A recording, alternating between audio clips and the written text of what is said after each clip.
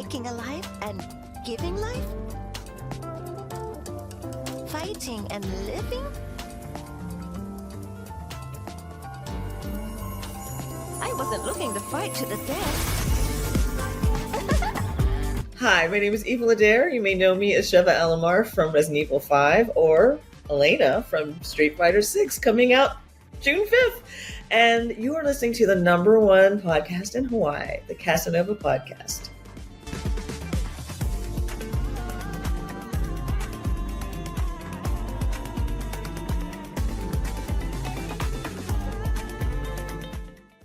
Aloha and welcome everyone to another episode of Hawaii's #1 podcast, the Kasanova Podcast. I'm your host, Mekel Kasanova, aka Mekel Kasanova, and I am joined today by the one, the only, the lovely Star Jackson. Star, how are you doing today? I'm doing great. How about you? Thank you for having me. I'm doing great. It's an honor to have you on the show. And you know, before we even started recording, we were just chopping it up, talking about a whole lot of stuff. How you need to come out here to Hawaii at some point. Thank you. You know, and one of the things I really want to dive into today with you with this podcast is just literally taking us on the journey of your story of how you got to be where you are, voice acting, with podcasting, with being an influencer. We can step in the DeLorean and we can go back to whatever time point you want to, and then we'll just go. Because look, I love when I have guests that talk stories. So, I feel like my life is a literal movie. So you got a good one here. Where would you like to begin? Okay. Let's see. Let's start with, how did you get into podcasting? So I really love audio, not audio books, but anything with audio. Mm-hmm. I work a lot. So and Your I have anxiety. Crazy, isn't it? Yeah, it is insane. Insane. I don't even know how I'm doing it. I just go. And as long as I don't think about it, it's fine. Once I start thinking about it, I start crying, and it's still not a good time. Can you tell us how crazy is this good? So I wake up usually around 5 a.m. and then I'll get ready, get dressed, and I'll leave my place and get to work at 6. And then once I get to work, I'll work till 1 or 2 p.m. And then after work, I'll go work out. And then after I work out, sometimes I'll come back home if I have voiceover work. If I can, I'll rush home, do some voiceover work, and then rush back, because then I have another job that I go to. So I go to that job between I would say 4, sometimes 5 to 10 to 11 p.m. And then after that, I'll come back home, do some more voiceover work, and then I'll usually go to sleep around maybe midnight, 1 a.m. Sometimes later, because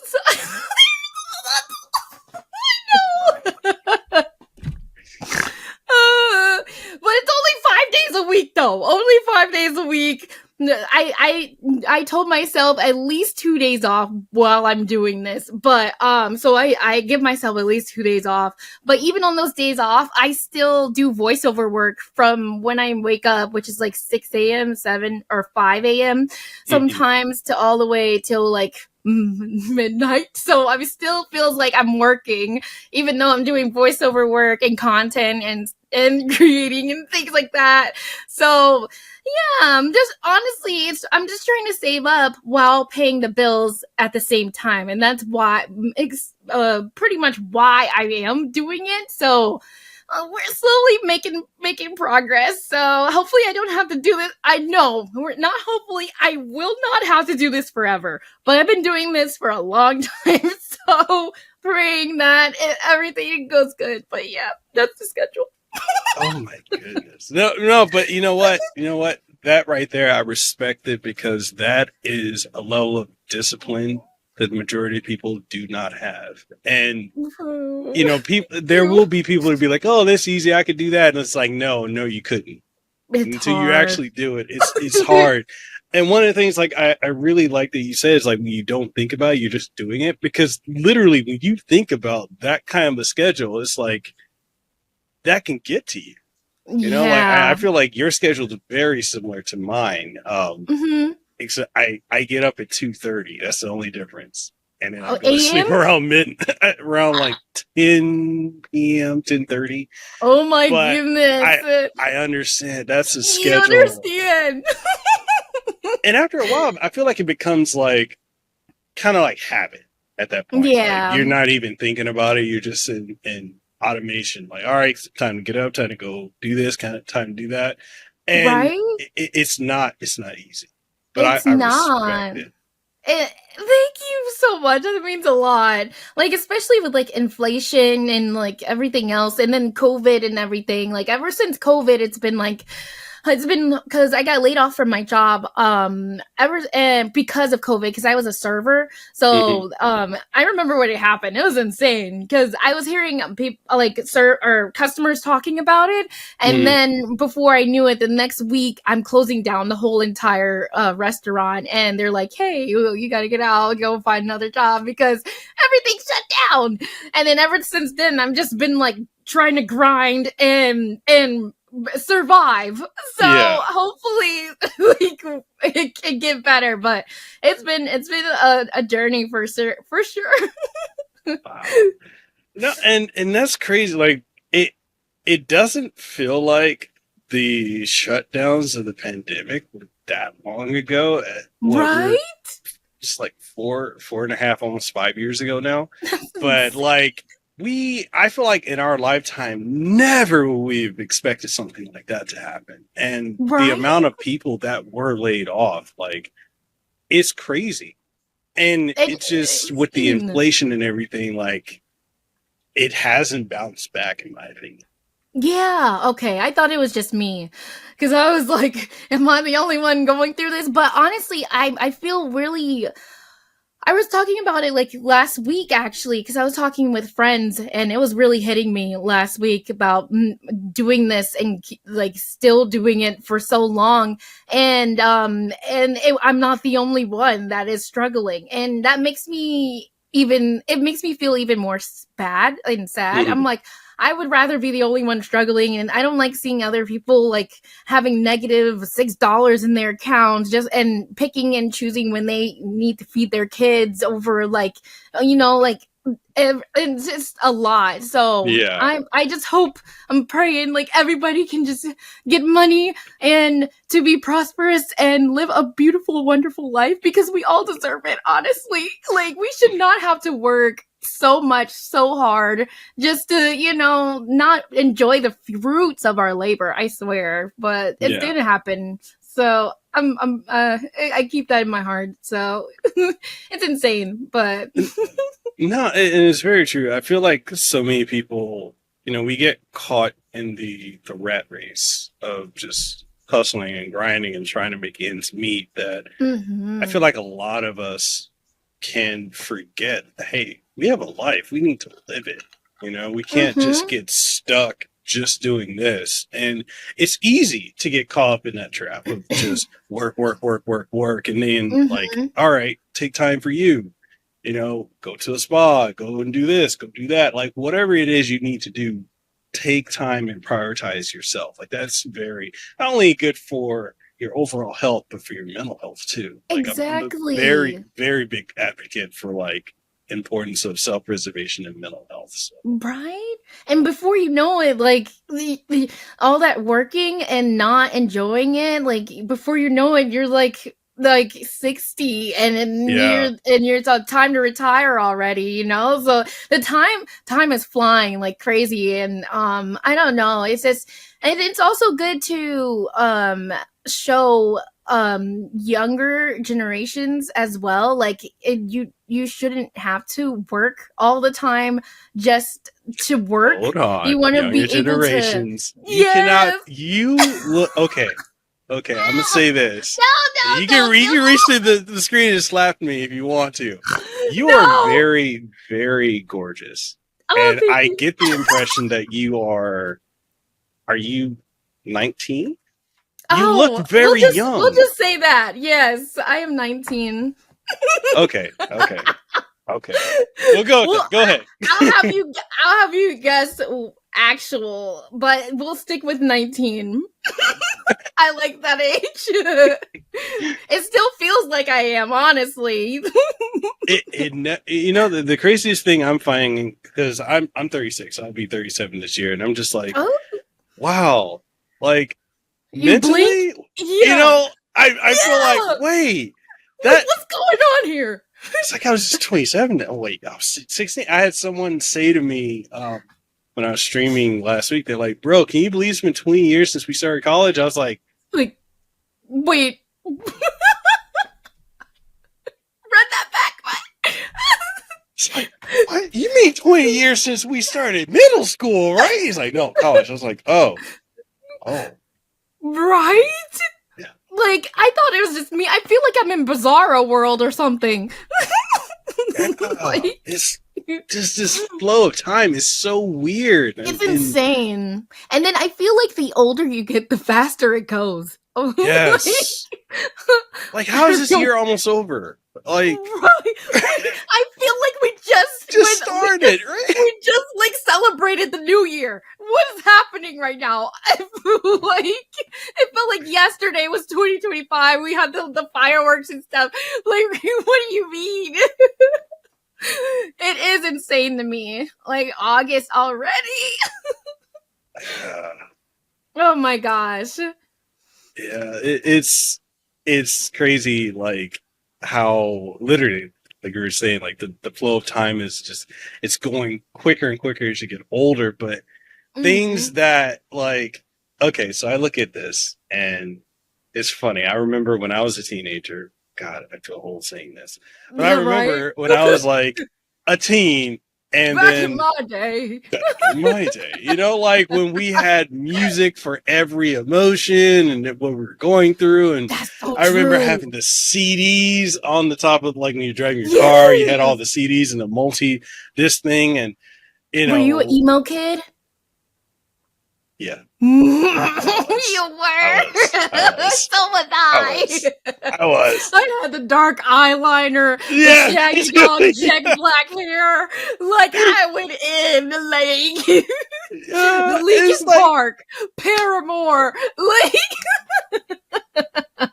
3 Days Grace, Our Lady Peace. Oh my goodness. Breaking Benjamin. Evanescence. Evanescence, yeah. Oh man. I would rewind the videos all the time on YouTube. I would just like, and then, like, speaking of that, like, when you go and look at these videos on YouTube, it's like, oh, this is uploaded 15 years ago, 19 years ago, 20 years ago. This has to be a mistake. What? Like, right? It's just so wild. I'm like, man, like, this is considered retro. And I don't get it. No, I refuse to accept that. Right? Like, please just slow down a little bit. Like, right? Oh my goodness. Anyway, sorry, I interrupted you. Yeah. That was, I love that. I actually love that. It's just like, that's why I was like, it's just so important to, and like, enjoy life, and even if it's just like one day out of the week or something like that, you use that day to spend time with family, friends, or get ice cream, something, so that way, like, it can help you push through the week or whatever you have that's coming in front. So I always am like a big advocate for that, taking breaks and stuff like that, because the burnout is real. Oh yeah. Like, it's so real. But it's so awesome. Life is just, it's like a roller coaster, but it's I'm excited for the future as well. So I can't wait to see what happens. Hopefully good stuff. Hopefully financially stable, and keep with the content creating, and that I'm pretty much just like, throwing spaghetti on the wall and hoping it sticks. So one day it will stick.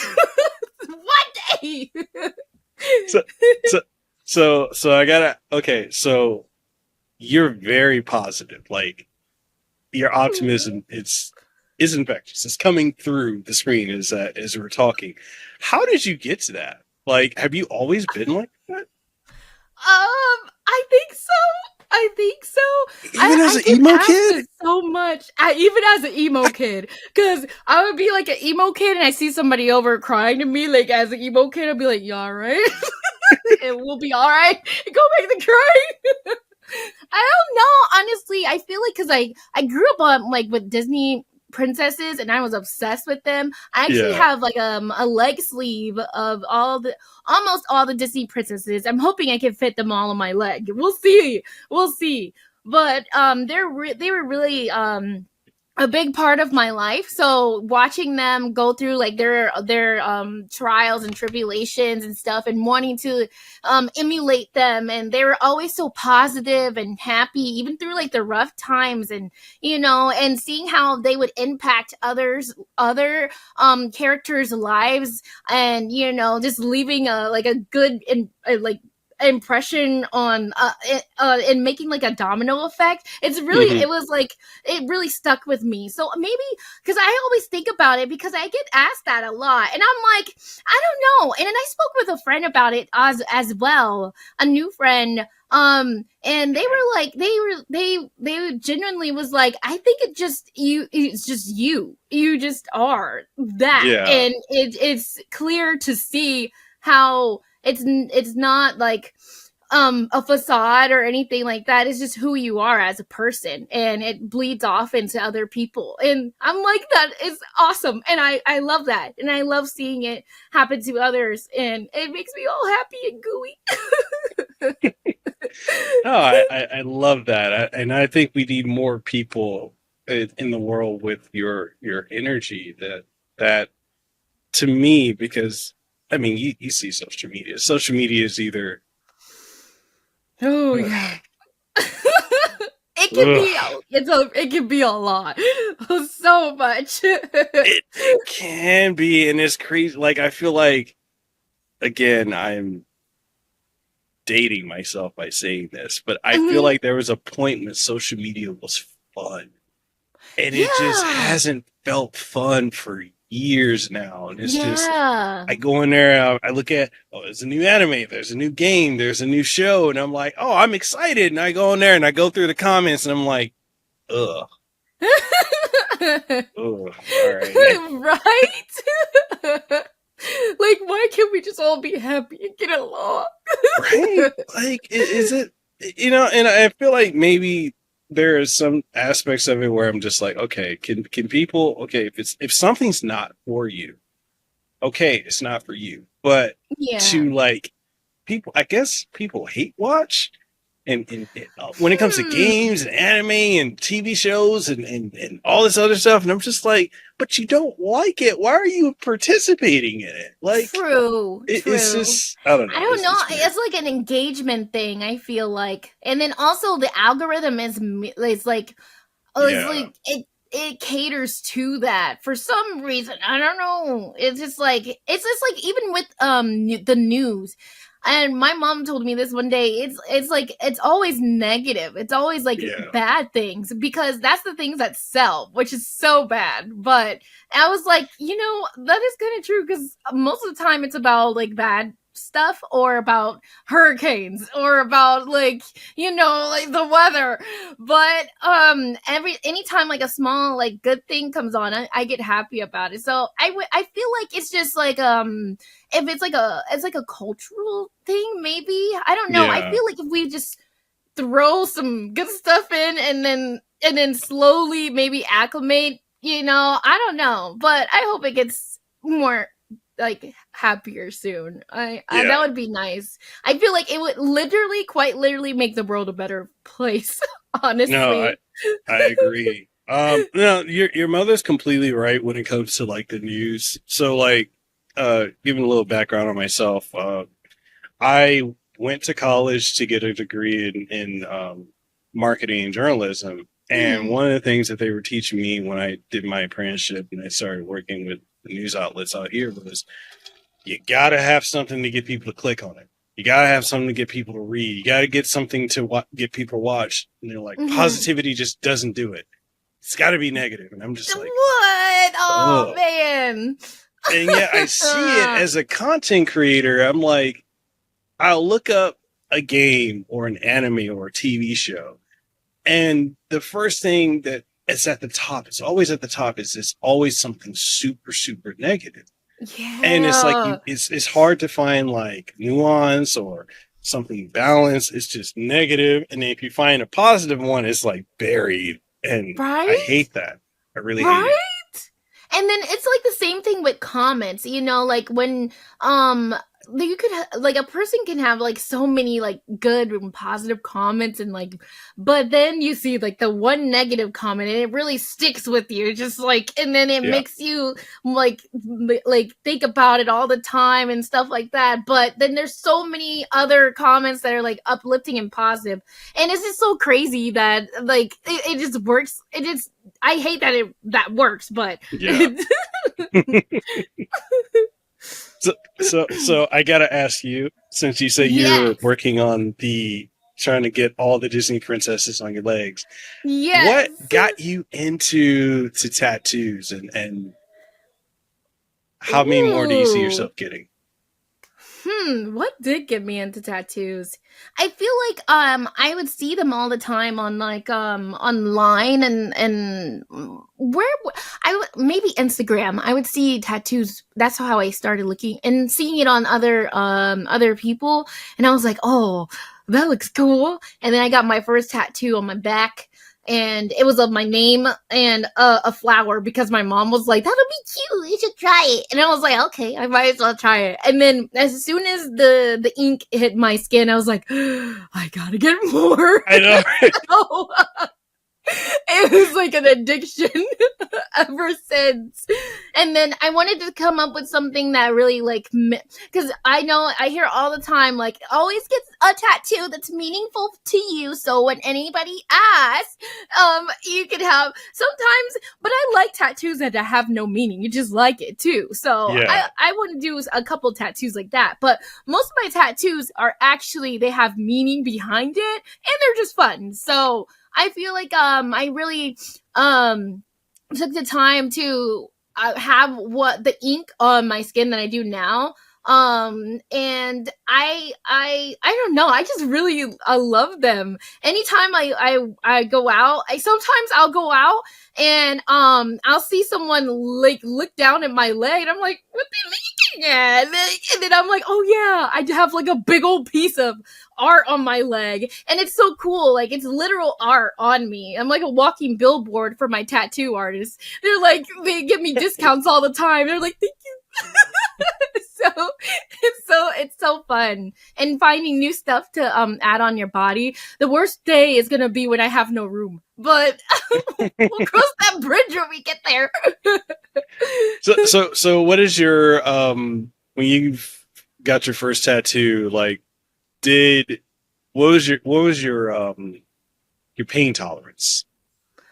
Ooh, really good. My tattoo artist is a world, what is it called? A winning a tattoo artist in my whole county. Like, he's the best of the best, and he told me that I was in his top five, I think, of pain tolerance. He was like, yeah, dude, you got like skin of steel, you don't even move.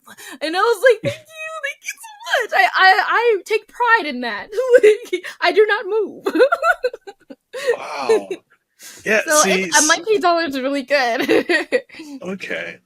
So, yeah, see, so this is my first tattoo. So I got a whole chest piece, and it wraps around. It's got like a wing and everything on it. Dope. And so when I went to get mine's done, they asked me, they like, do you want it done traditional style, or you want to use the ink gun? And I'm like, let's just do traditional. Mm-hmm. So they got the Boris Tuscan hammer, and they did. So each session, I think I did 6 sessions. Each one were 10 hours. Oh, it was the one where it's like this? Yeah. No, you did that one? And that's that. Yeah, this whole thing is my first tattoo. And after that, I'm just like, I think I'm going to go with the gun, because I'm going to do this side. And then I want to have it go up my neck, and then around my waist and down my legs and whatnot. And Do you I work want to out too? Yes, I am. Yeah, I you am a got. gym I rat. feel like when you're got a tatted body and working out, it coincides with each other. I don't know why. Like it's balance.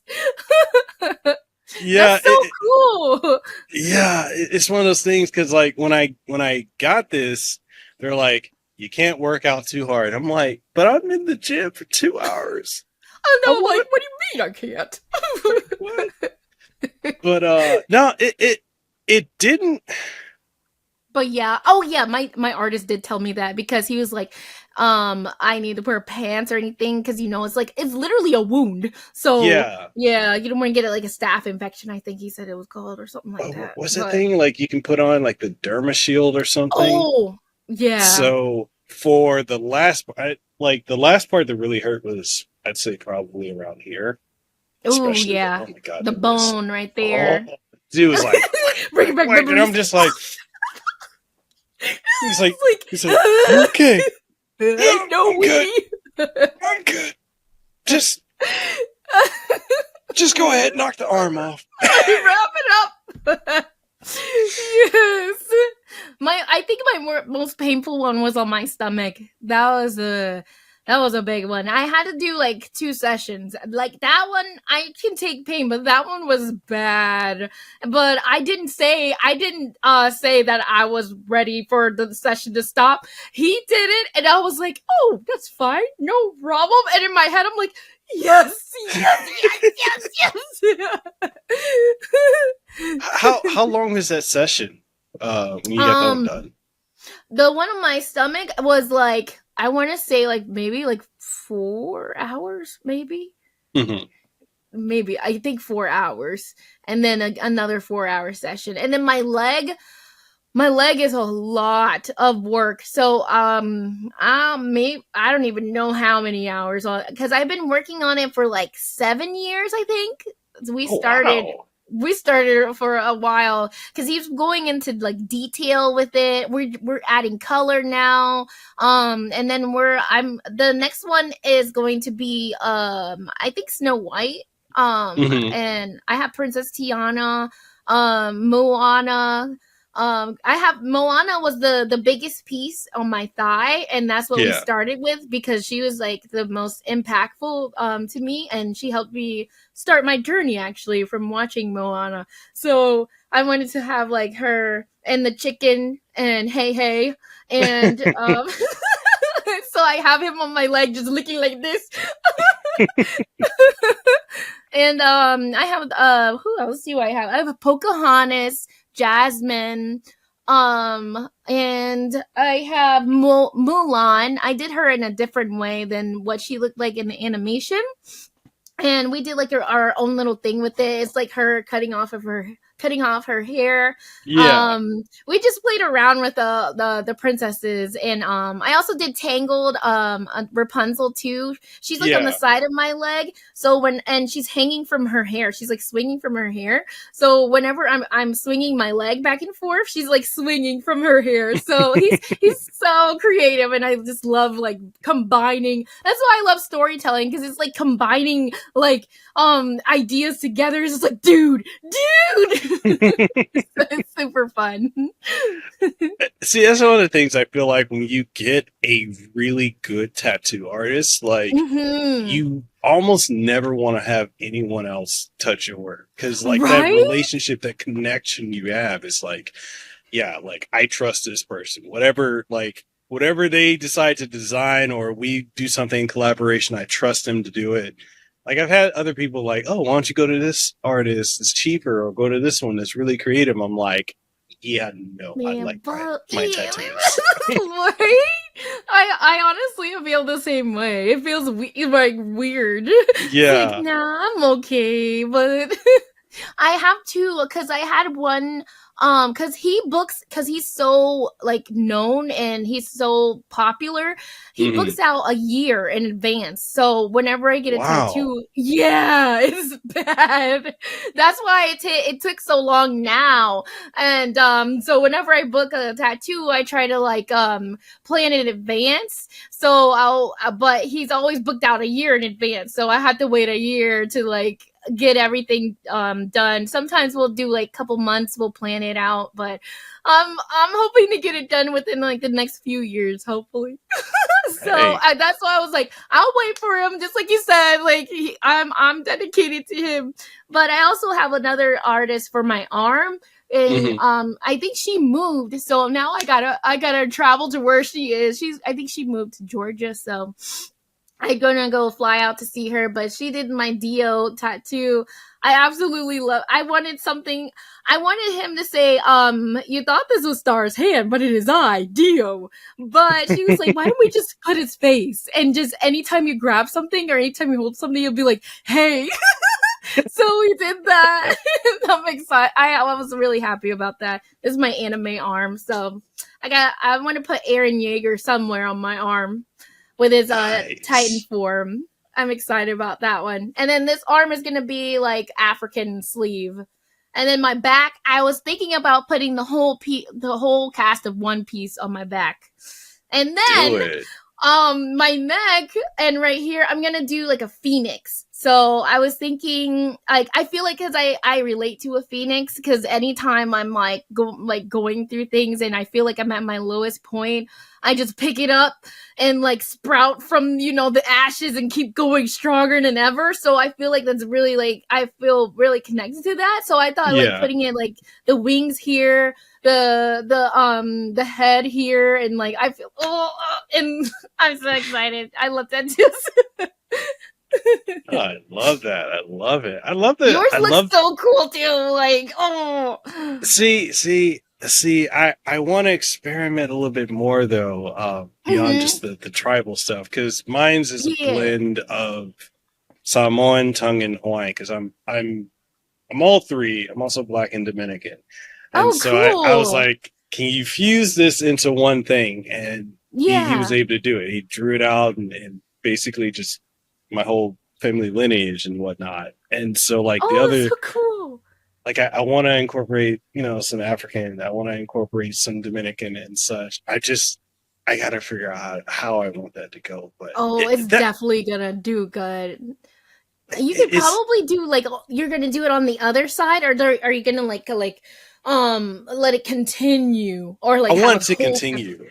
Yeah. Oh, that's gonna look cool. Yeah, I wanted to like completely like just you look at it, it's like telling the story. Even though a lot of people were like, the funny thing is like when I run into other Samoans or Tongans or Hawaiians, they're like, "Hey, do you Mhm. know what that is?" Because like they look at me, they're like, Oh, they don't realize that I am, so they're like, "You know what that is?" And then they'll say like something in either yes. Hawaiian, Samoan, Tongan, and I'll respond to them in those three because I'm quadlingual.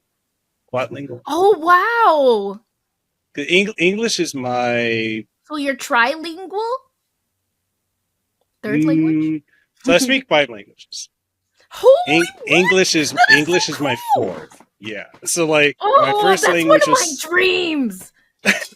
To speak so many languages. That's one of my dreams. That was actually a goal of mine this year. I actually have like a to do like a resolution list that I put up there, and then I Mhm. knock a resolution off, and that was one of them is to start learning new languages. But life be life, but I want to It learn does. like five languages. That is so cool. Yeah, so like English was my fourth language. My first one was Samoan and then Tongan and Oh, then I learned Olelo Hawaiian or Hawaiian and then I learned English, but I didn't come to the US until I was 7 or 8 and then oh that's when I had wow. to like learn English. And then the other language is well, it's Spanish, but I'm really bad at it. I Wow. don't get to talk a Okay. lot, so I bet yeah. you sound good though. More than me. That's for sure. No, I don't know. I don't know. Like when people hear me, they're like, "Wait, when you speak English, you have a Southern twang." I'm like, I learned it in Memphis, Tennessee. That's where my dad's from. There we go. I'm like, when I went there, I had to pick it up, and it's like it just is what it is. That's so crazy that you mentioned that because I was listening to Crispin Freeman's podcast. I am a big advocate of Crispin Freeman. He's quite literally he's quite literally the reason why I made the podcast that I made now, because he made a episode talking about how it's good to make your own stuff, and I was like, you know what? I'm gonna make a podcast. Literally made it hours later. But he was saying how each culture has a different accent, and we learn that accent as we grow up to be more accepted into society. And it's so crazy to me how accents work. It's so cool that we can change and what is it called? Code switch. Yeah. Yes, it's so cool to me. Okay, so out of curiosity, your podcast. Let's talk about it. Yes. Drive this conversation. I want to learn about it. I was one of those times where I just threw the spaghetti again. But I have also a friend who's doing an intro for me. I'm so excited to I just heard it and I almost cried because I was like, oh my gosh, this is so cool. And it's pretty much about entertainment industry and storytelling, and really just getting down to the processes of how storytelling works, and doing interviews on pretty much anybody in the entertainment industry. So musicians, animators, casting directors, producers, everything, every single piece, to really dig deep and to see why and how, and what it takes to actually make the food, put the seasoning in it, cook it, and then bring it to the table. It's just so cool to have a behind the scenes of what all that takes to actually make have a dream and to make it and to put it out. Because I realize that's the hardest thing. You can have an idea, but then to actually put it out is the hardest thing ever. Yeah. So I really wanted to see what anybody else has gone through to really bring it to life, so to speak. So, yes. And the one thing about podcasting, I would say, is after having done this for so long, it's you will start off with all right, this is a format, this is what I want to do, and then eventually, I don't know when it really hits, but there's a point when you've done it so long to you just kind of just flow. I know a lot of people stick with a certain format after a while, but I feel like if you're doing interviews or you're having guests on, from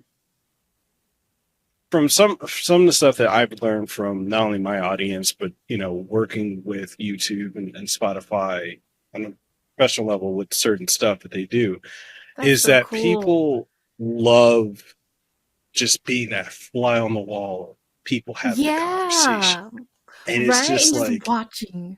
Yeah, just let yourself come through, with your energy, your talking.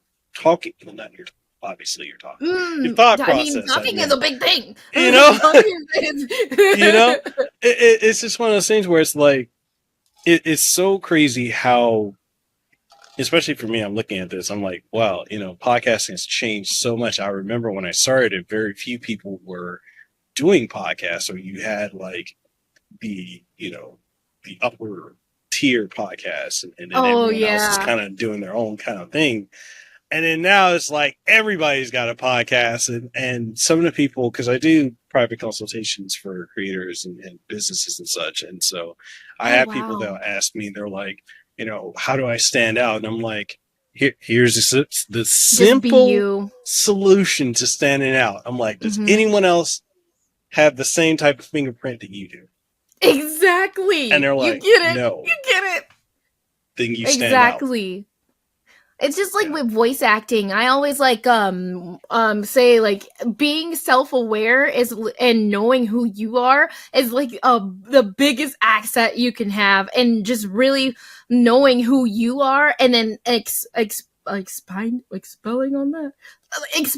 on that. Yeah. I was like, expanding on that. Yeah. You do the same thing. I do that too. No, don't. I was like, I all get you. day the word left my brain.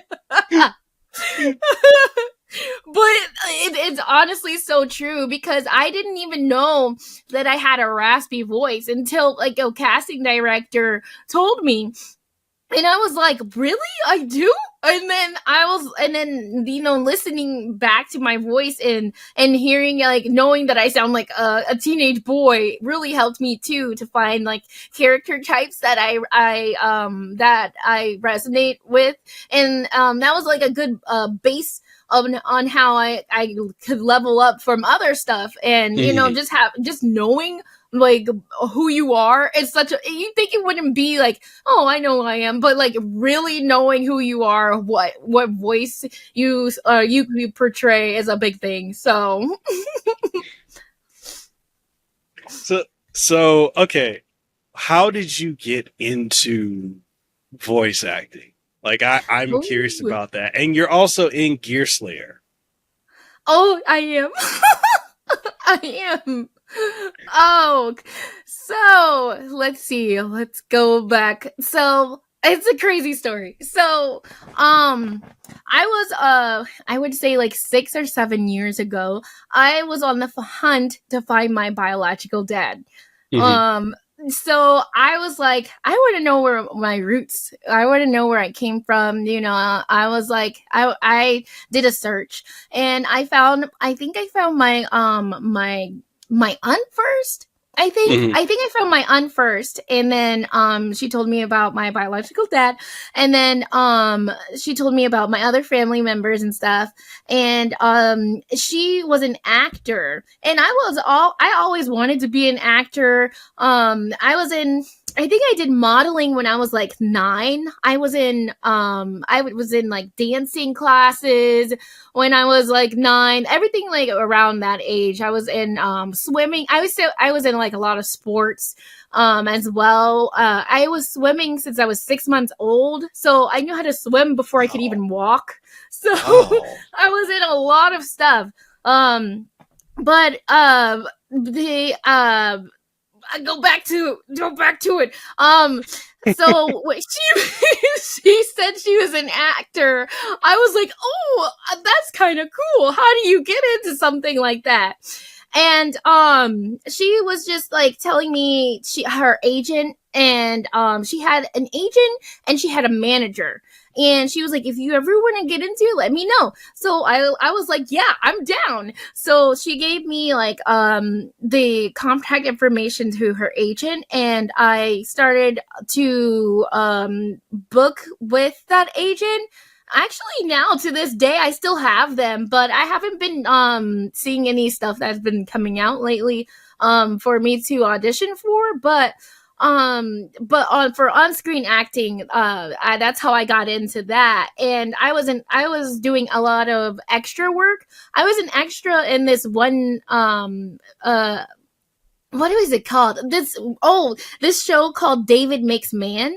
I was a background extra in that on the Oprah Winfrey Network, and that was like a little taste of like acting and stuff. But I did do it in high school. Before then, I did like theater class and middle school, but I really wasn't the best. But I would always want to be like the kids that were the best, but it just was not. I was just like the kid in the corner just dreaming, like that would be so cool.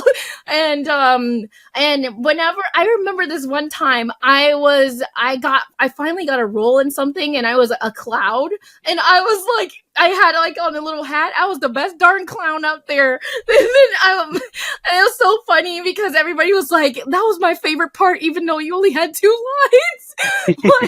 And that was like small stuff like that just brings me back to like, I've always loved to entertain and to like bring like a light. And so I with like little stuff like that. And I was in chorus too in high school.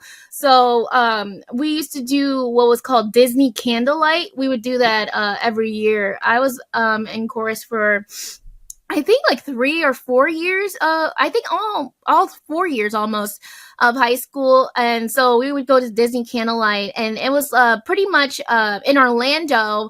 They have this celebration of Christmas, and we would have to learn the songs and the lyrics and stuff of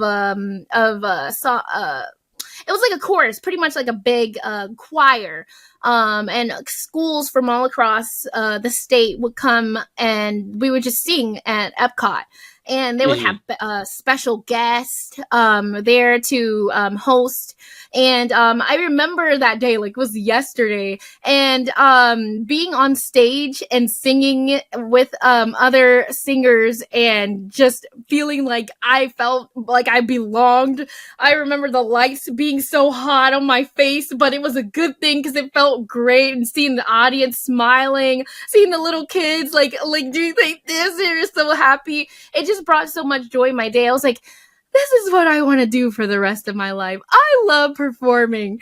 And so when she told me that, I was like, I need to get in. I would love to do this. And so I went on I did that. I went to David Makes a Man, and then I met a whole bunch of like other actors there. It was really fun. And after that, I think I did a little bit more extra work. And then one day I did modeling.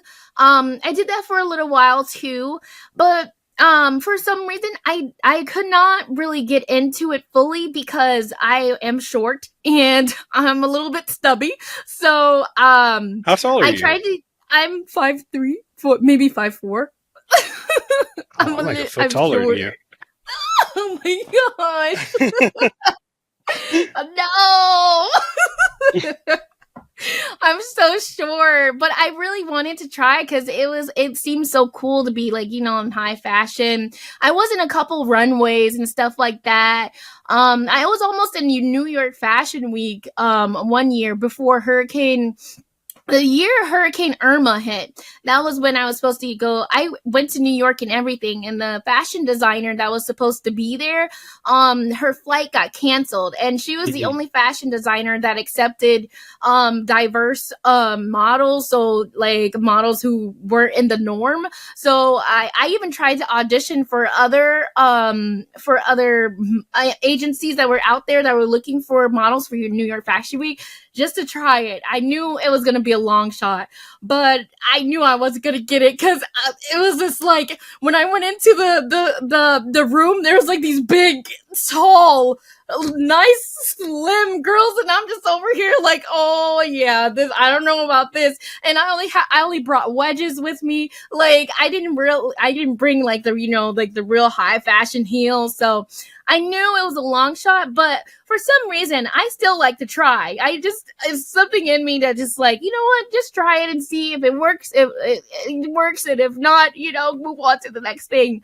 But with modeling, and acting, I hated that. I liked it, but I also hated the fact that physical, like, you would have to like meet a certain standard or quality. So, I was like, dang, I wish there was something that could give me the skill. I could just show my skills and not be based on what I look like, And then one day, I was watching Moana for like the 30th, this maybe 300th time. It's such a good movie. It was such a good movie. I think it was like maybe a little bit after it came out, like maybe like a year or something, but I would watch it all the time. I remember my first time watching it, I cried in the movie theater, and I stayed in the theater while everybody left, and while the credits were rolling, I was just like, what was that? Like, that's the best Disney movie I've ever seen. Oh my gosh. And I was watching it again one day, and then I was curious to see about the voice actor, the main voice actor, I can't say her name, Ali'i Kaeho, I think. Is it Craval? Mm-hmm. Or the Craval? Yeah. Okay.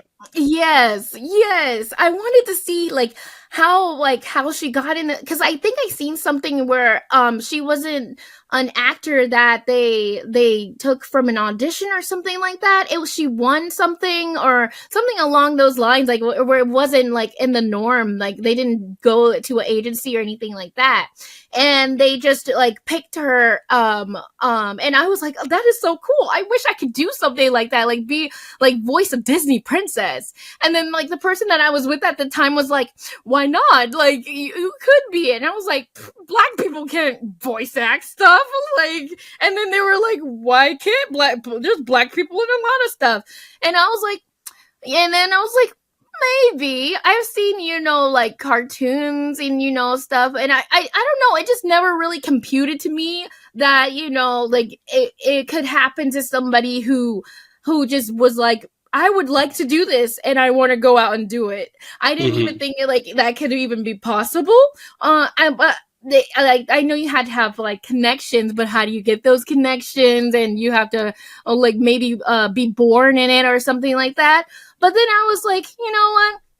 Why not? Let me look it up. So I started looking up information about how to be a voice actor. And then it's really hard where I live at though, because for some reason in Florida, even though we have Disney and we have Disney World and stuff like that, it was just really hard to find a teacher, because I was looking. I remember looking up stuff on YouTube and stuff about it and how to be a voice actor. I was going in rabbit holes like crazy, and I was like, okay, I need a teacher. I need somebody to show me, because I want to get my skills as best as possible, so when I audition, I can go in. And so I went on the search to try to find a teacher. It took a while. And it was like, I found a teacher who lived, maybe like 3 or 4 hours away from me. So that's when the journey began, when I started doing crazy stuff. So I would just drive to go see him, I believe every week. And I would go see him, get some commercial. He really grilled me. I loved him as a teacher. I can't wait to one day. I'm going to email him one day and tell him like literally everything that I've been in, and tell him like you did that. But I want to wait till the right time. I want to wait till like I book at least one commercial. I haven't booked one commercial yet, but I'm hoping that it happens one day soon. But he really went in on my training. That is one thing I'm really grateful for, that he did that with me, because it was to the smallest things like grammar and vocabulary and even reading over and over again. It felt like an episode from Karate Kid where like he was like but it was with words. So he really helped me, and it's crazy because to get into his course, you had to apply to an audition to get into his course. And I didn't think I was going to get in, but I got in and I was like, oh, this is so cool. And I was shocked. And he said he saw potential in me, which that made me feel good about, because I was the only person, and the person I was with at the time was the only person who like really believed that I could do this, because it's really different to have like a career path that is not conventional. So like the 9 to 5 and stuff like that, like a business job, like something in the entertainment industry. So, and nobody really believed in me. So it was kind of hard to have that belief in myself. So hearing him say that during our sessions, he recorded our sessions too. So I still have it on like the little thumb drive that you can put in your computer. And I would record it, and I would sometimes I'll hear it back, and then whenever I would improve like instantly in front of him, he'll be like, yes, like that. And he'll be like, yeah, I did it. So like little stuff like that really just got me going and loving the craft, even though I really wanted to be in animation specifically, and I wanted to be in cartoons and stuff. He was like, no, you have to have a basis. You have to start with commercial work. You have to start start there first, and then you can work your way up there. So we did that, and then we started working on character work. And then eventually I graduated from his course. And then after I graduated, he sent me his most successful voice actors contact information. And then she got me into learning how to market and how to get into the industry. So she sent me places like voices.com and like ACX and and I would ask her questions if I needed help or on anything. But I felt like it still wasn't doing enough for me. So I started to go research some more. And then after I was like, how do you get to be in cartoons and stuff like that? I think before that though, I remember watching an episode of Shield Hero. It's an anime. And yes, right. It's so good. Oh my gosh. And the main voice actor in it, his name's Billy Commits. And I really adored his performance from head to toe. That's when I really was starting to get into anime as well.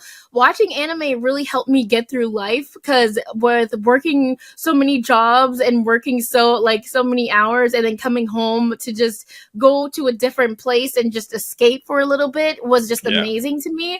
So going home to watch that and just being in there, it was amazing. And I thought his performance did a lot to me. So I looked him up, and I remember following him, I think, and then maybe like a season later or something like that, I could tell like his voice sounded a little bit different. For some reason I can just tell with voices that with voice types, I can tell like the differences and stuff like that between them. It's really, really weird, but I could tell something was off. So I went to go look on his Instagram, and I saw that he had passed away.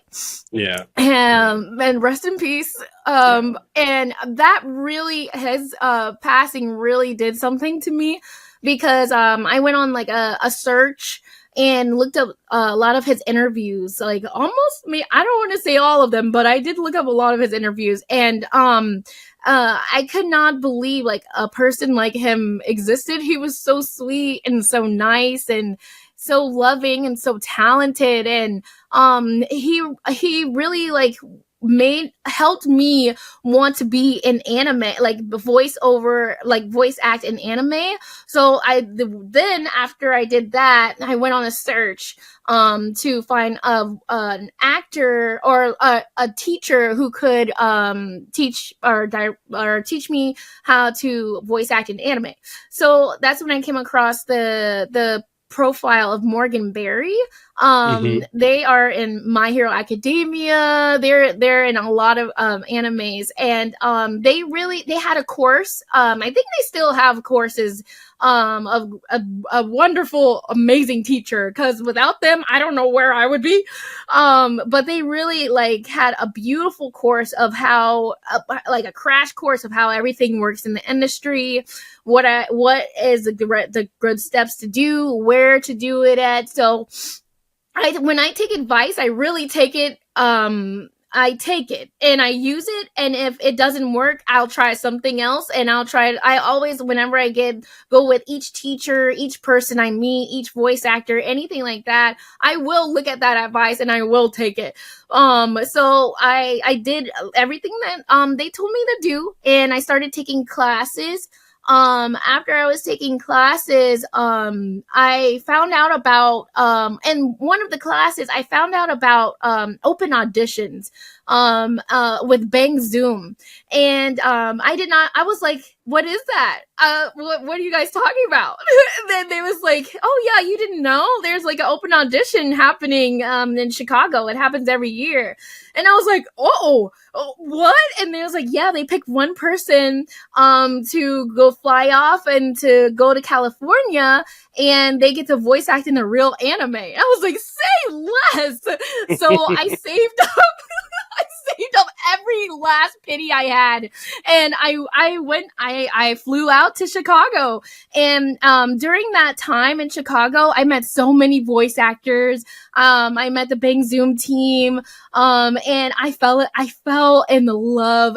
I didn't even think I fell more in love with voice acting than I did then. And then that's when it really like hit me really hard. And so I just went in even harder. And ever since then, I've been auditioning for the open auditions every year since then. So that was in 2023. So I auditioned 7 times. And each time it just made me grow. I feel like it made me grow even stronger. And I just loved meeting every single person. Everybody, the community is just so amazing to me. And I just don't even, it's just, sometimes it's even hard to compute in my brain, but it's just so cool to just connect with other people that have like the passion that you have, and the drive and the love and the fun of it. And I was talking to some other voice actors, and they told me to some tips and tricks. They told me to download Twitter. They told me to also listen to the Crispin Freeman podcast, and they told me to get classes. And I was like, okay, I'm gonna do it. And I did it. I was like, I am going to take this advice and use it. And it's so crazy because I was still that kid that would always be in the corner. I remember it to this day. I was in the corner and I was seeing everybody socializing and everything like that. I was like, dang, I really want to go over there, but I'm scared. I'm nervous. I got anxiety. And then I was like, okay, I'm gonna do it. And then I was like, no, I'm not gonna do it. And then I was like, oh, okay, I'm gonna do it. And then eventually I just went over there and then I just started talking. And because of that, I was able to download Twitter, and I was able to meet so many other voice actors and build a community and be in the voice acting community.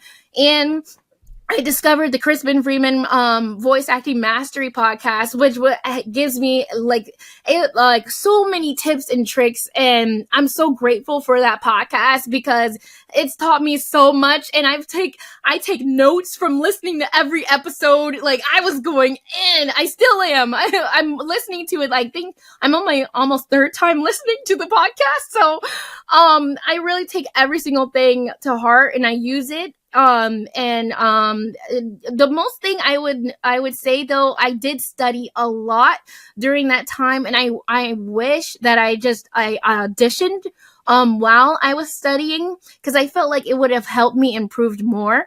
But I learned a lot, and I'm so happy that I actually made myself get on social media, because that was the biggest thing, was to actually get on social media and to be social. And it was so scary, and it still is scary. It's always scary for me. I remember a friend telling me that it doesn't seem like it how I post all the time, but every time before I post, I get really bad anxiety, like with anything. But for some reason, I always online, especially on Twitter or anything like that. I get like heart convulsions from my anxiety. It's hard to breathe sometimes. So I take breaks. I get that too. I get that really? too. I do. No way. Are you serious? I do. Oh my gosh. And people are like, no, you. I was like, you'd be surprised. Yes! You'd be surprised. Yes! I hide it very well, but yes, I get that too. Right? Like, oh my gosh, I'm sorry that you do go through that, but like, it feels like, oh, I'm not the only one. Yes. I'm like, I get like, my heart starts racing, and I only go on there for a period of time. Before I would go on there a lot. Like, it would be so bad to the point where like, it was like all day, and I was like, I need to stop, because I would like, sometimes I would down myself with looking at other demo reels that other actors had, and I would be like, oh, I'm never gonna sound like that, and like I would just like put myself down so much, and like I don't know why I would do it it wasn't on purpose, but it was like, why am I doing this? And then it felt like I couldn't even put my phone down, and I was like, okay, it was time to like schedule when I need to go on, when I can go off. So I give myself like an hour in the morning, an hour at night to be on socials. And then after that, I get off because it was really like to the point where I was becoming addictive. And then on top of that, I get anxiety, my heart racing like crazy. Like I'm overthinking everything, deleting stuff, redoing it. Like it was a lot, but the best thing about it was I met so many connections, and I've met so many casting directors and people in general, and it's just amazing. Even though there's a lot of crazy and negative stuff on there, it did help me a lot in the process of my acting and where it is now. Because I found like a whole bunch of classes, really inexpensive classes I found on there. I did exactly what my voice actor friend that I met at the con told me to do. So they told me to follow all the classes, all the what is it called, the studios that offer classes. So that's what I did. They told me to follow all the people that I look up to. That's what I did. And so I started taking classes through them, and then slowly I heard about Casting Call Club, so I went on Casting Call Club, started auditioning through there. I still audition through there. That's honestly, there and Twitter is the only places I audition at, because that's all I can afford, honestly, because voices.com, you got to pay $500 for that. I got it. I wish I could, but so I just was like, you know what, let me just try my hardest and see what happens. And then I guess it still is mind blowing to me, but so many creators have found me through there, and also through Instagram, on TikTok, on LinkedIn. I put myself literally on almost every single social network. So to try to get like more, I guess, marketing, but networking. So I literally tried everything, and slowly but surely getting I think good. Like but my biggest thing I would say is like I just wanted to I still want to like just create art, and I just want to immerse others into another world when they need it, just like how I needed it through the rough days. So that's why I train so hard. I train literally from sunrise to sunset, just reading and trying to say the words properly, because sometimes my reading is not the best. So I would try to read and make sure I sound authentic and make sure it sounds believable. Like I even got a job at like a where I got a job so that I could socialize with other people, so I could see different personalities and reenact them in other ways into the characters. So I would see like if like I would notice if a person blinks twice when they do something, or when like they'll smile when they're crying, or when they're happy. Like I would notice every little thing, and I would like put it in my head and try to use it. It's just small stuff like that. It's just I studied a lot, so it's good to like, it's good to see that with the hard work, because I've been doing this for like 6 years, I think. Yeah, 6 years.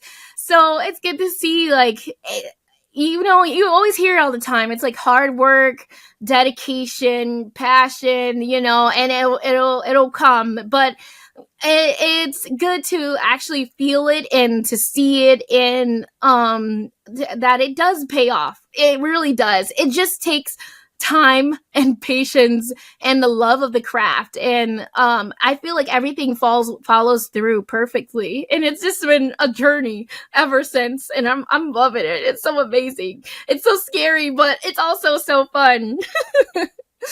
Oh, and also after this year was my 7th time trying for the Bang Zoom auditions, and they did a surprise callback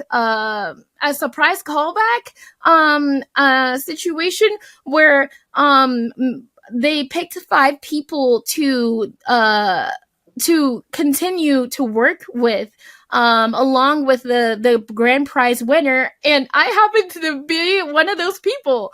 So I'm Oh. really, I was that was a day. And it was insane, the videos of my Instagram, but I feel so blessed that one of my friends recorded it, because I did not really realize that anyone knew me at all. Growing up, I was just the kid in the corner wanting and dreaming, and hearing them say my name, oh my gosh, I'm gonna cry. Hearing them say my name was just insane, and then seeing everybody like jumping around and saying my name, I was just like, it was amazing. And I posted it on Twitter, and it got like 50,000 views, and people voice actors that I looked up to started commenting and liking and following me, and it was a lot. I have really bad anxiety, so I had to tell my friend that I was like, can you I feel bad that I can't respond to everybody right now. Can you tell him that thank you? Because it was just mind blowing to me that after years and years of just studying and being persistent and crying and waking up and doing it all over again and self-doubt and all of that, and for it to finally like pay off, it didn't even feel real. But I don't know, it was just an amazing experience, and I hope everybody can experience that at least once, because I still can't believe it to this day, and I'm excited to work with them. That's pretty much the main reason why I'm moving to LA. So gonna do a 30-minute consult with them and to discuss things in the future. So hopefully one day I'll be in an anime for sure. No, not hopefully, you will. You think so? No, here's the thing. You have an amazing story, amazing journey, and the fact that you have gone and done so much and just stuck with it, that discipline, that dedication, and the fact that they want to work with you. It's not I didn't even know they knew my name, and they was like looking at me, and the casting director was crying with me, and because I was crying, and I feel bad because I was crying, and I made everybody cry, and they was like, of course we know you. They see me every single time, they remember me every single time, and they said like the improvement was just astounding, and I just can't believe it, and oh my gosh, it's just so mind-blowing. Yeah.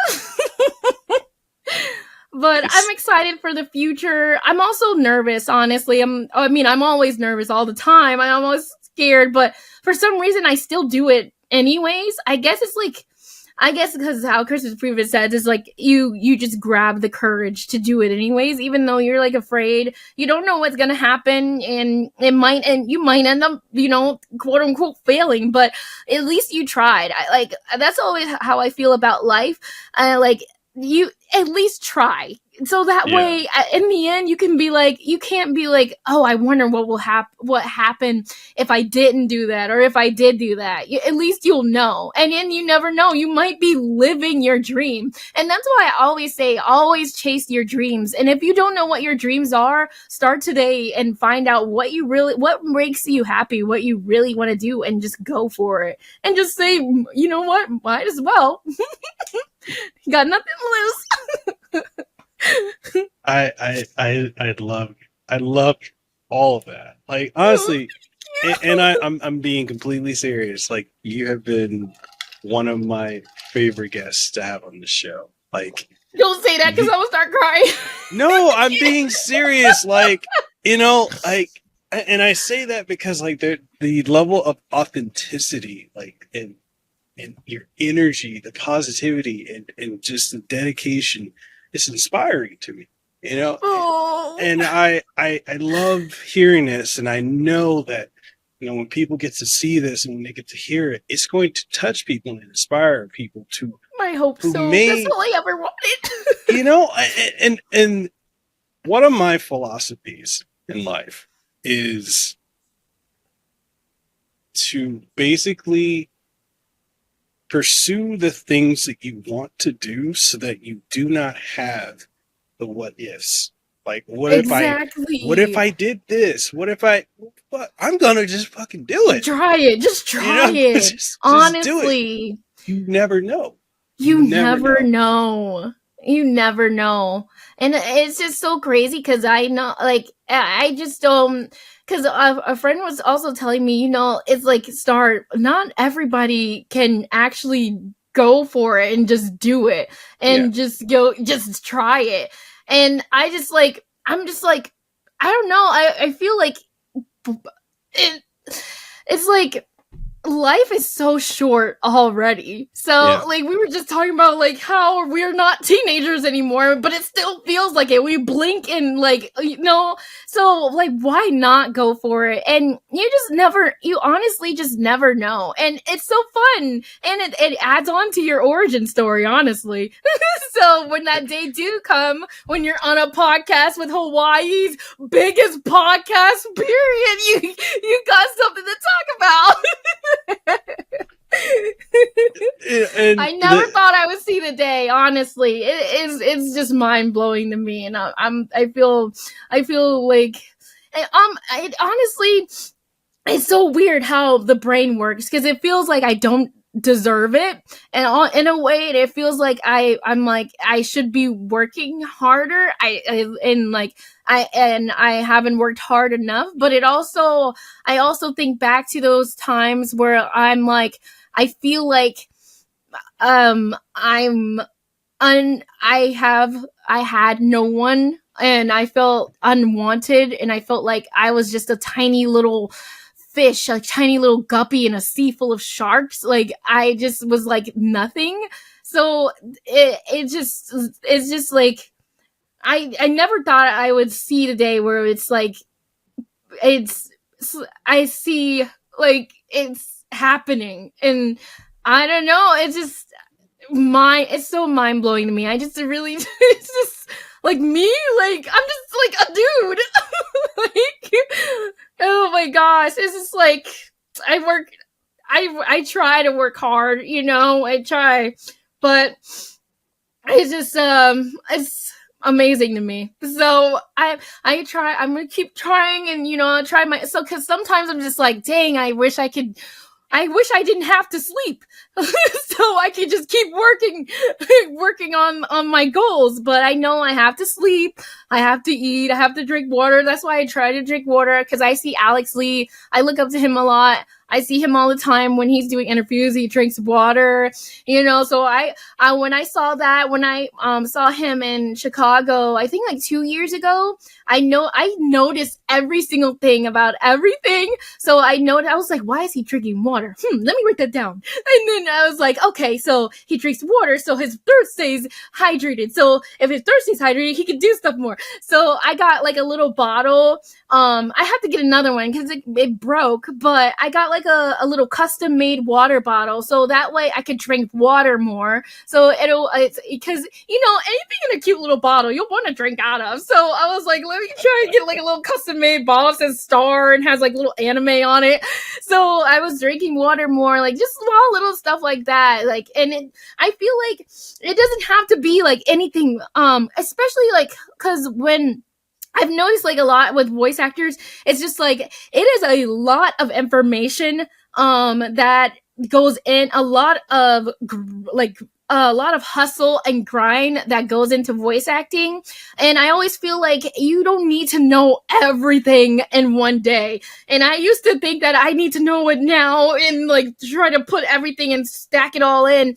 And just learning a little bit, like at least like 30 minutes, an hour to a day, and like learning like the little stuff, it really goes a long way. And and just having like the mindset that it's going to be okay, and having the mindset that like in the future you're gonna look back on this and laugh, and it's gonna be so amazing, and and then you can just show that literally anybody can do this, even a country bumpkin like me. See, and that's the thing, is that you're doing it. You're doing it. You're living it. You're in the moment doing it. The dream is no longer a dream, it's a reality. And it's God, this podcast is giving me so much life. Like I don't typically smile so much on a podcast, but I love hearing this. And like, okay, I'll say this. Next time you go to LA, let me know. I'll hit up my friends. So Mark Whitten, who does Rengoku and Demon Slayer and a bunch of other stuff. And I'll hit up Greg Shun. They're both very, very close friends of mine. So when they come to Hawaii, they usually stay at my place. But when you go there, I'll be like, hey, go see my friend. Give her some tips and show her around. Oh my gosh. And if you come to Hawaii, I'll introduce you to Steve Luke, since he lives out here. He has his studio. Oh, I got goosebumps. Oh, thank you. I mean that. Oh like, my goodness. You have a very just upbeat and inspiring story, and you think so? Yes. I feel like it's so bad, but no, it's not. It's not. And the thing is, I know when we're similar in a lot of ways, especially when you're saying like with social media having the time limits on it, because social media can really get us to get in this mindset of imposter syndrome, feeling like we're not doing enough, we're not good enough, we're not this, we're not that. And the thing is, it's all untrue. It's untrue. No one has the same journey. No one has the same starting point. But the fact of the matter is, you're doing it. You're on your way to, who knows? In the next 6 months to the year, you could be the lead in not only an anime, but a video game, or that would be crazy. You don't know. And this thing is, the fact that you stay where you are with that level of dedication, that optimism that you have, even though you feel the fear, you still pursue it. That is what separates you from 99.9% of people on this planet. You think so? Yes. I never feel like it, especially when doing two jobs. It's like, what am I doing with my life? Like, sometimes I'm just like, dang, I could be out there and like doing stuff, but then I don't know. It's just like, it is like you said, the imposter syndrome is insane, especially like online. So it's like almost like you can't put your phone down. But I don't know, and that's why I'm like, I love like when I do my post, because I do like post on Twitter a lot. When I can, how I'll wake up in the morning and I'll go to my job, and my job I have guests, and we call them guests at our job instead of customers. So I have to have on like, I'm always like this already, but even more like, even at 5 o'clock in the morning, have like this smiley face, because they're the first I'm the first person that they see every morning. So I want to make sure like before like they do whatever they need to do, like you got this. I always tell them, you got this. Have a wonderful day. If they have some stuff that is going on in their life, I'm almost like a bartender, I feel like, but they'll tell me about like their day, and I try to help them with like tips and tricks, maybe some advice that would work out with them. And it's just so amazing, because sometimes they'll come back. It's like good to see them back, and they'll come back and be like, the advice you gave me worked. Or they'll be like, they'll say like how like seeing me is a highlight of their day. And so it's so crazy, because they call me sunshine and stuff like that, and I'm just like, oh, like star. And then it's just so amazing. So like, I feel like I was like, I just want to like spread like this goodness that I I experience with others. And like, so, and I'm a writer too. So, I like writing and typing and like, and I'm with the anxiety, I think a lot. I think way too much about everything under the sun. So it really helps just like to write it all out, how I'm feeling. If I'm feeling like imposter syndrome, I'll usually say, it's like I say it, it's usually when I think it's negative. So I'll switch it so it's positive when I post it on Twitter or anything. So whenever I say the positive thing, it's usually from a negative standpoint because that's how my brain is. I don't know why. It just says like, you can't do it, you can't, or whatever like that. And then as something in my head, I don't know how I can do it now, but now I can be like, I can do it. I will do it, you know, and then I'll just type it out and just type how I feel. And, apparently it connects with so many and it makes me so happy. And I just remember like this one time, actually this was at, I think, what was it? It was at Anime Expo. I remember, being there. And I saw in the corner of my eye, so there was somebody like slowly walking up to me, and I turned over, and then they was like, "Oh, I'm so sorry, but I just wanted to tell you that your post, I don't follow you because I'm nervous too, but I was just telling you that your post really helped me and motivate me, and you're so inspiring, and you, they were saying that I was their idol, and I was like, oh, wait. Are you talking to the right person? I was like, oh my gosh, this is so weird. This is so crazy. And then I was, it's like, oh, like telling her, like, thank you. And like, you know, and then I was telling her, like, cause it was during open audition, cause I was, going just to support, cause I didn't want to audition after the audition that we already had, because I feel like everybody deserves a chance to just experience that moment on stage and to get all the goodness. So I had my moment already, I feel like, so I just wanted everyone else to experience that. So I did audition. I'm not going to audition for the one coming up, but I do want to go to that one. I think it's in December. I couldn't go to the one in Florida, sadly, because I was broke. I had no money. Still don't, but we're grinding out here. But it was just amazing to see that in real life, like how much words can impact someone. So it's just insane to me. So yeah. Thank you so much though, and thank you for inviting me on here. Like this is you are quite literally my first interview, I believe. So really, yeah. Wow. Thank you. I feel so honored to be here. Well, you know, and here's something I want to leave you with. Every time that negative, and this is outside of degree in psychology, is psychological part of me, because I have these thoughts too. My thoughts are very similar. They come at me in the negative, and then I find a way to just like Tai Chi, whatever, flip it around, and then it's like a positive. Whenever those thoughts that are negative, that you're not good enough, that you can't do this, or any of that, just realize all that is an opportunity for you to show up and show out.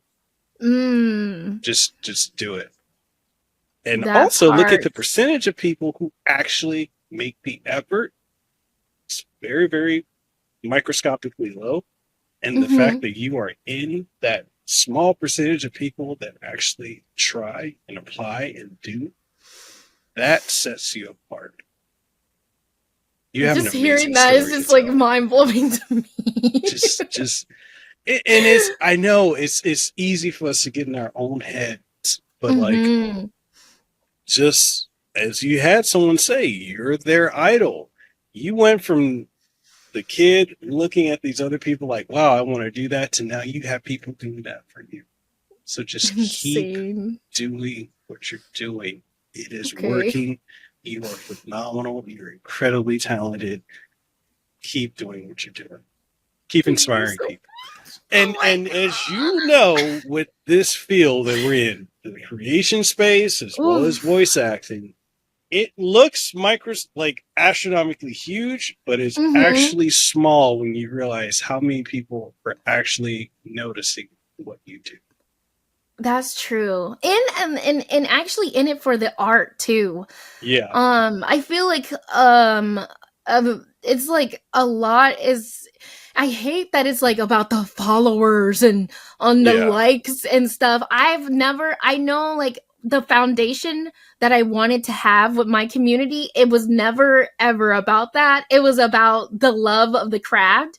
And it was never about like how many followers I have, how many likes, but how many like friends are in the community, how many, like, not even like how many, just like, actually caring and like, I don't know, maybe it's parasocial, but like actually caring about each other, but I don't know. It's just, I don't know. I feel like to the craft, it's more than just how many followers and stuff that you have, and more about like the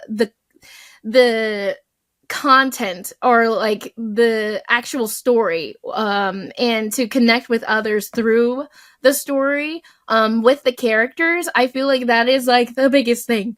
So yeah, I completely understand that. It can be a lot, because it's like I seen that a lot of studios, or not studios, I guess production companies pick because they want to see how many followers you have based instead of your skills, which it's so, I hate it, because it's just like there's so much talent out here, and I feel like, just give them a chance, even though they may not have like, so many like followers or whatnot.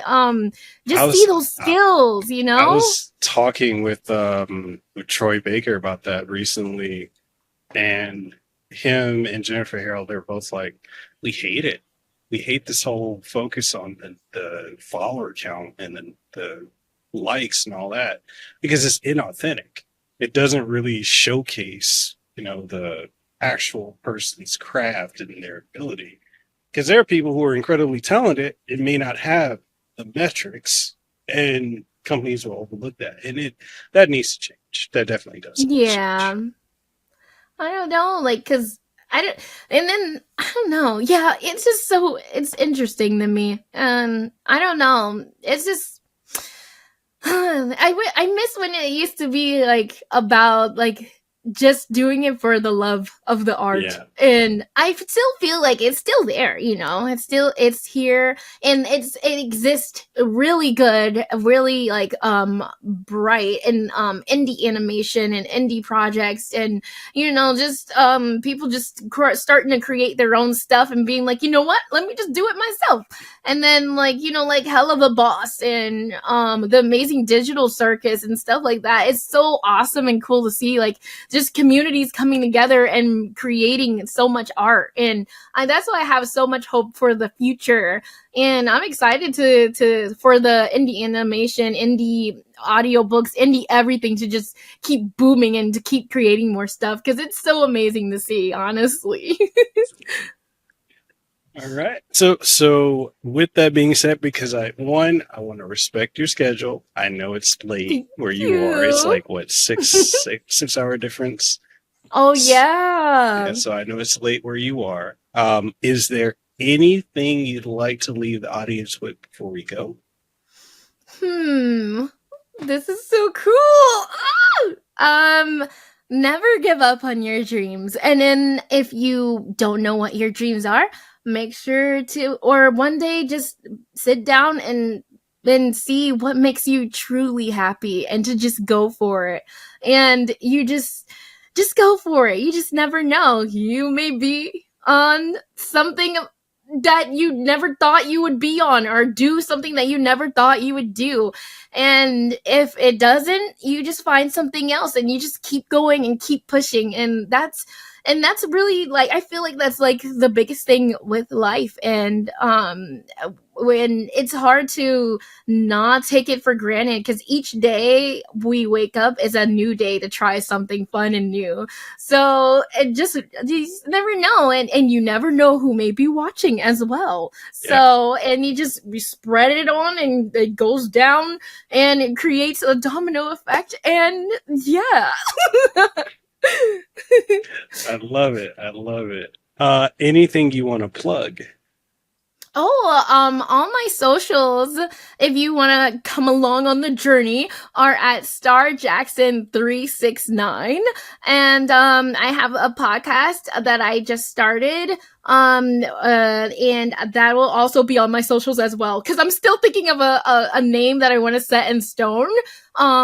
Something to do with stars and storytelling, and but we're getting there, because I just randomly was just like, I want to do this, because I've been wanting to do a podcast for a long time, or create my own. I have another project that I'm trying to get out to, but I'm gonna start with baby steps with the podcast and see how that goes. And then, because I've been working on the other project for almost 10 years. So I want to finally finish the pilot. That is my goal for this year. So if I can finish the pilot, we'll move on to the next thing. But yeah, I have those. And if you guys ever want to, follow the journey. All right. And with that being said, I will leave links to all your social media platforms down in the description down below. Honestly, Star, I want to thank you for being a guest on the show today. Thank you for having me. This really reignited my passion for doing this and for talking to people, especially those fellow people who are in the voice acting field as well. This has been great. Really? I would love to have you as a guest on the show again if you would be up for it. Yes, please. Yes, we could do like an update. We could do like where are they now? Be like, hey, I'm back. But this is so awesome. Thank you so much for having me. This is so crazy. Thank you for taking time out of your day and your very, very busy schedule to come on the show. And people, make sure you follow her on all of her social media platforms. Be ready for that podcast when it drops. And this episode and all other episodes of the podcast are available on Spotify, who is the sponsor of the show. Thank you, Spotify, for making me the only podcast in Hawaii that is sponsored by you guys, as well as shout out to YouTube for, pushing my platform and everything, and YouTube. Apple Podcasts as well, because we also have a sponsorship with them. But thank you again. So cool. Thank you again. And thank you. My cheeks hurt from smiling. That's a great thing. I was going to just say, there's anything I can do to help. I strongly believe in paying it forward and helping when you're in a position to help. So if there's anything I can do to help you, just let me know. And it's as good as done. So, thank you so much. Yeah. And with that being said, that's the episode, people. We'll catch you on the next one. Peace out. And it will help. For your time for listening to this episode of the Kasanova Podcast and Moana Podcast in Hawaii. If you found this episode to be incredibly enjoyable, informative, or if there's anything you gain from it, or any insight, or anything that's good that you really, really enjoyed, make sure whatever platform you're listening to it on, or if you're watching it, leave a comment if that's available on the platform. Like it, share it around with someone you think would enjoy it, and give us some feedback, because your feedback is exactly what we need to keep this show going. And if you're wondering what are some ways that you could support the show, we got various ways. We've got Patreon, we have channel memberships over on YouTube, as well as Subscribestar, Coffee, and so much more. Links for everything will be in the description of the podcast, so make sure you go check that out. And with all that being said, I hope you have an aloha rest of your day. Let them know that I'm next level. I'm a whole new kind of guy. Yeah.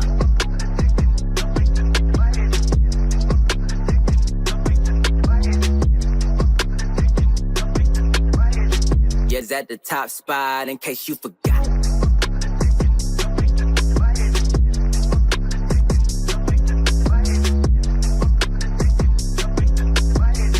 We the one. ones that got the block hot. Bullet got the shot.